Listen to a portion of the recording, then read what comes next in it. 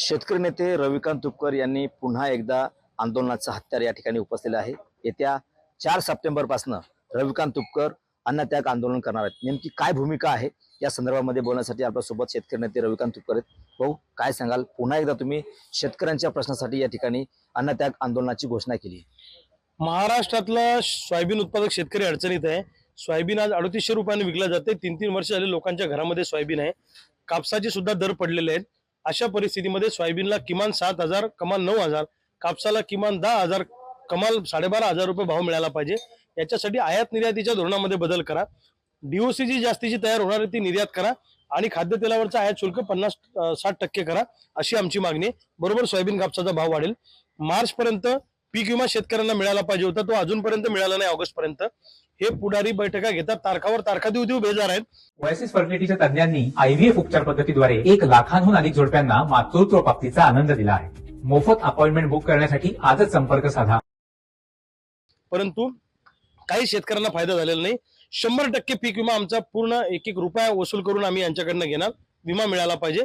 आणि जसं अंबानी अदानीचं कर्ज तुम्ही उद्योग तोट्यात गेला म्हणून राईट ऑफच्या नावाखाली माफ करता, तसं आमचा शेतकऱ्यांचा उद्योग 2 वर्ष झाले तोट्यात आहे भाव नसल्यामुळे, तुमच्या कृपेमुळे। तर आम्हाला कर्जमुक्त करा महाराष्ट्रातल्या शेतकऱ्यांना सरसकट, ही सुद्धा आमची मागणी आहे। आणि शेतीला मजबूत कंपाऊंड करून द्या।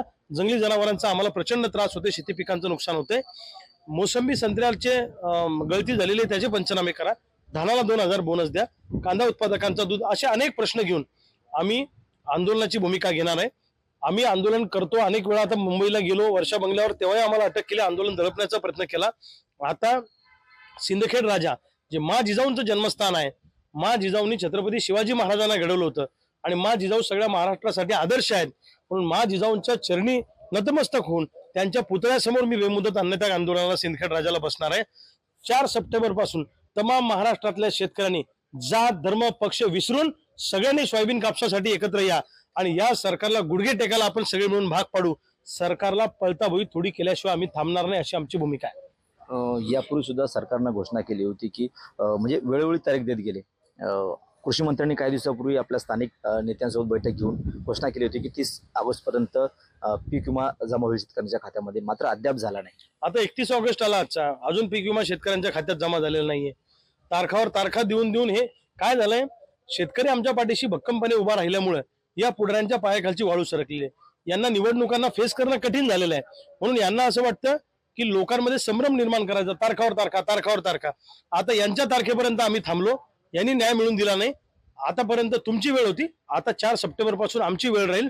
तुमच्यात जर खरंच दम असेल, तुमच्यात जर खरंच हिंमत असेल, तुम्ही संवेदनशील असाल, तर 3 सप्टेंबर पर्यंत महाराष्ट्रातला शेतकरी कर्जमुक्त करा, हा विमा द्या आणि सोयाबीन कापसाची दरवाढ करा। केंद्राकडे जाऊन काय तुम्हाला आयात निर्यातीच्या धोरणात बदल करायचं करा, पण ते आम्हाला करून पाहिजे, अशी आमची भूमिका आहे। आणि जर तुम्ही केलं नाही तर 4 सप्टेंबर पासून महाराष्ट्रातला शेतकरी या पुढाऱ्यांना रस्त्यावर सुद्धा फिरणं मुश्किल करेल, हे सरकारच्या पुढाऱ्यांनी ध्यानात ठेवावं। तुम्ही यापूर्वी सुद्धा शेतकऱ्यांच्यासाठी आंदोलन केलं होतं।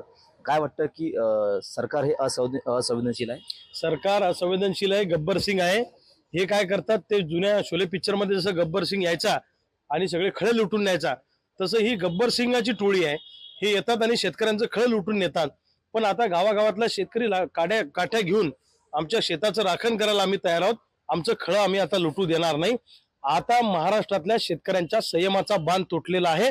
अभी नाही तो कभी नाही, आर पारची लढाई। तुम्हाला मी शपथ घेऊन सांगू का, या आंदोलनामध्ये माझा जीव गेला तरी चालेल, माझी जीव द्यायची तयारी आहे, पण मी आता थांबणार नाही। खूप थांबलो, खूप संयम आम्ही दाखवला, खूप आमचा पेशन्स ठेवला। रोज 10 शेतकरी आत्महत्या करतायत आणि सरकारमधले लोक खुशाल वेगळे कार्यक्रम करत फिरतायत। आता नाही, बस झालं, आता खूप झालं। आता आम्ही मरताव क्या नाही करता, आम्ही तशी आत्महत्या करून मरण्याच्या लाईन मध्ये उभे आहोत। आता आम्ही मरणार नाही, तर आम्ही आता मारायची तयारी ठेवणार आहे। तानाजी सावंत यांनी शेतकऱ्यांची अवकात काढली। शेतकरी यांना यांची अवकात दाखवतील आणि शेतकऱ्यांनी लोकसभेमध्ये यांना यांची अवकात दाखवलेली आहे। तुम्ही पुढारी झाले, तुमच्याकडे 4 पैसे आले म्हणजे तुम्ही मस्तीची भाषा वापरू नका, अशी पुढाऱ्यांना आमची विनंती आहे। आणि जसं एखाद्या मागासवर्गीय व्यक्तीला जर मानहानिकारक बोललं, जातीहून बोललं, तर अॅट्रॉसिटीचा गुन्हा होतो।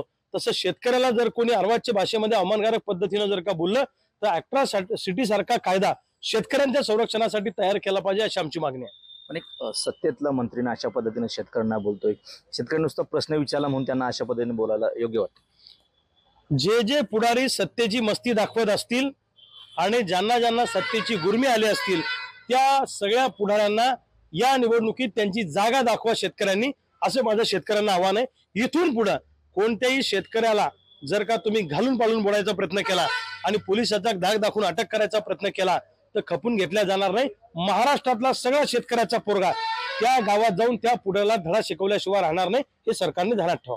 शेवटचा प्रश्न आहे की राजू शेट्टी हे तिसरी आघाडीमध्ये सहभागी झाले, तुमची काय भूमिका असणार?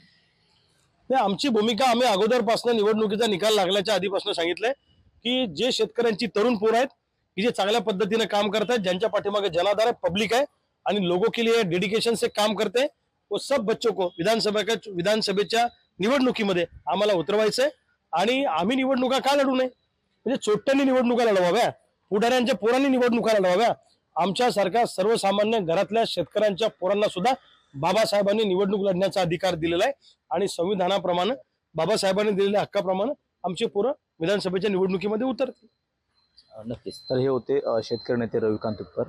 येत्या 3 सप्टेंबर पर्यंत जर का शेतकऱ्यांच्या मागण्या पूर्ण नाही झाल्या तर 4 सप्टेंबर पासून सिंदखेड राजा येथून अन्नत्याग आंदोलनाची घोषणा रविकांत तुपकर यांनी या ठिकाणी केली. कॅमेरामन निलेश देशमुखसह गणेश सोळंकी, TV9 मराठी, बुलढाणा.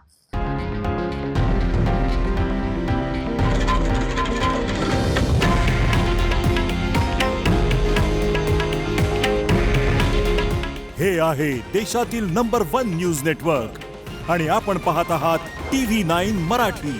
काळजी तुमची, हित महाराष्ट्राचं.